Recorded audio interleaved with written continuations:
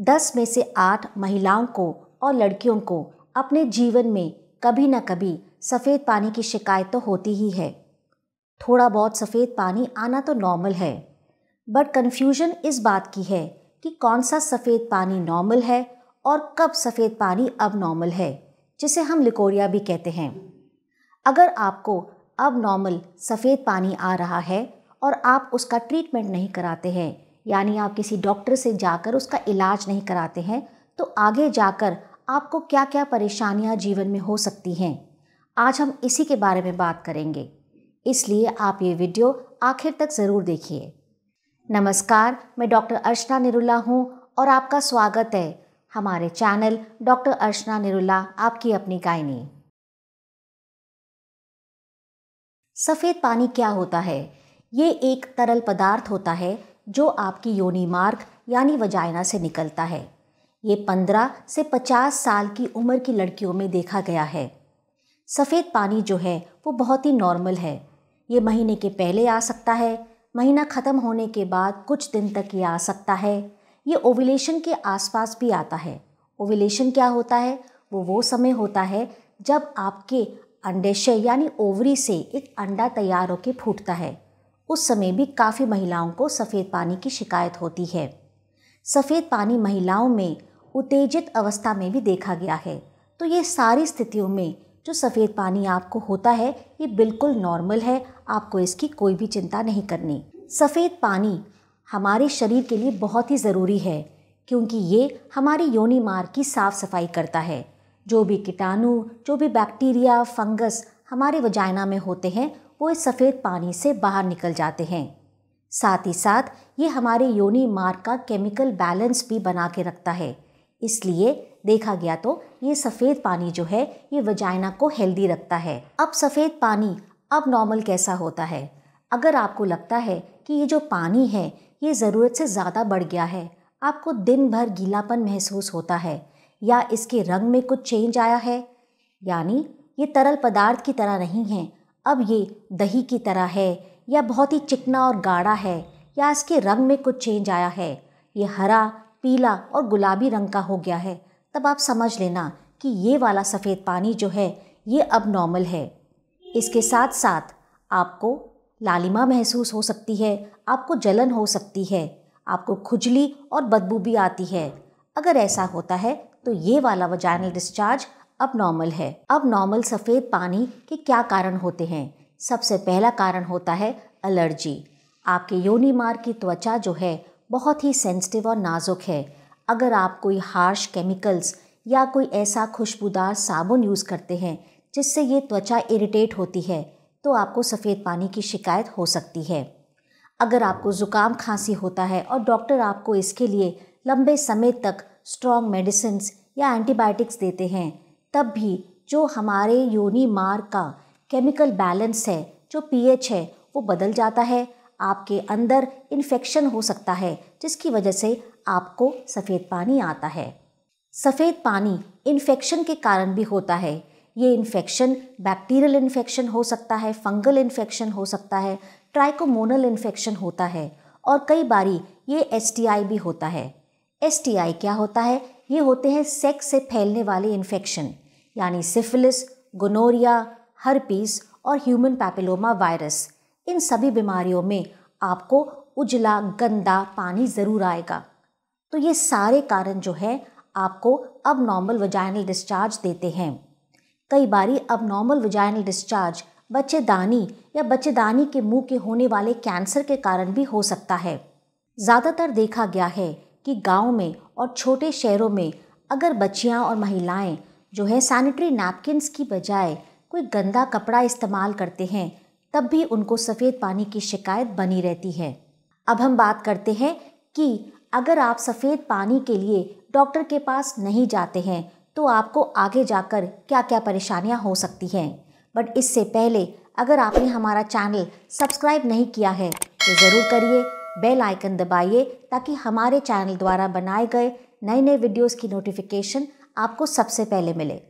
अगर आपको बार बार सफ़ेद पानी आता है, आप उसको निगलेक्ट कर देते हैं, नज़रअंदाज कर देते हैं, तो आपको बहुत सारी दिक्कत हो सकती है।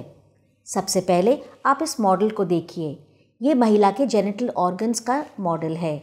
यहाँ पर ये योनि मार्ग यानी वजाइना है जो आगे जाकर बच्चेदानी में खुलता है। ये महिला की यूट्रस यानी बच्चेदानी है। दोनों के आर पार एक एक ट्यूब होती है और हर ट्यूब के आखिर में एक अंडे की थैली होती है जिसे हम ओवरी भी कहते हैं।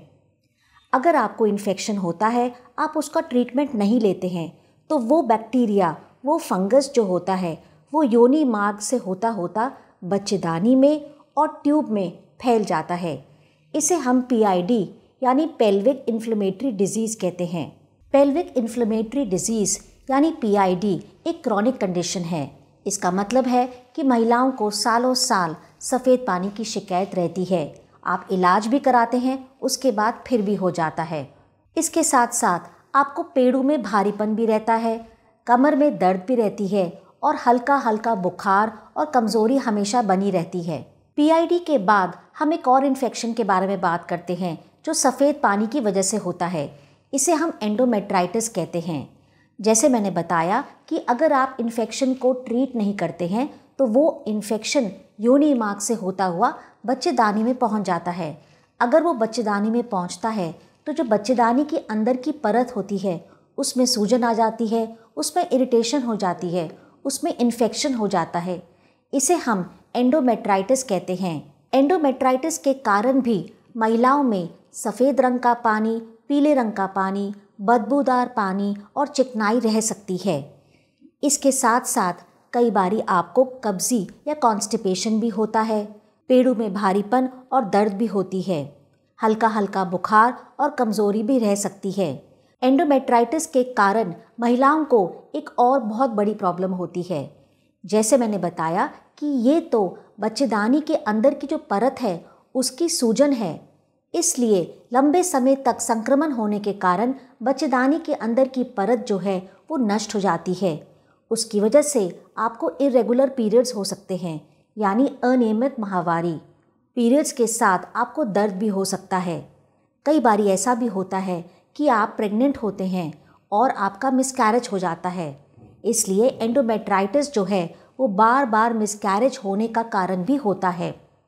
और क्योंकि बच्चेदानी की परत नष्ट हो चुकी है तो जब भी अंडा और शुक्राणु मिलकर भ्रूण बनाते हैं और ये भ्रूण जो है बच्चेदानी में चिपकता है तो वो निकल जाता है, उसमें ब्लीडिंग हो जाती है और कई बारी तो आपको बेबी कंसीव करने में भी दिक्कत आती है। एंडोमेट्राइटिस की परेशानी ज़्यादातर मिसकैरेज और डिलीवरी के बाद देखी गई है, खास करके अगर आपकी डिलीवरी सी सेक्शन से हुई है या डिलीवरी के समय आपको बहुत लंबे समय तक लेबर पेन हुए हैं। इसकी वजह से क्या होता है कि बच्चेदानी का मुंह जो है बहुत लंबे समय तक खुला रहता है और जो नीचे योनि मार्ग में इन्फेक्शन होता है वो ऊपर चढ़कर बच्चेदानी के अंदर पहुंच जाता है और वहां पर संक्रमण करता है। अगर ये इन्फेक्शन आपकी ट्यूब्स में पहुंचता है तो ट्यूब्स में पस और पानी जमा हो जाता है। बहुत लंबे समय तक अगर ये पस और पानी ट्यूब में रहता है तो जो ट्यूब है बहुत ही पतली होती है, उसकी दीवारें चिपक जाती हैं और ट्यूब आपकी बंद हो जाती है। ओव्यूलेशन के समय जब अंडे की थैली में से अंडा तैयार होता है और वो ट्यूब में आता है तो क्योंकि वहाँ ट्यूब बंद होती है वो शुक्राणु से नहीं मिल पाता है, इसलिए आप बेबी कंसीव नहीं कर पाते।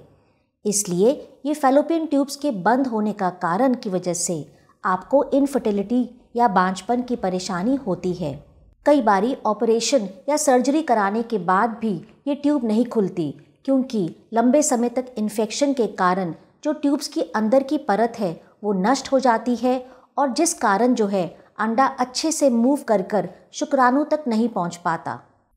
लंबे समय तक इन्फेक्शन होने के कारण आपको एक्टोपिक प्रेगनेंसी के चांस भी बढ़ जाते हैं।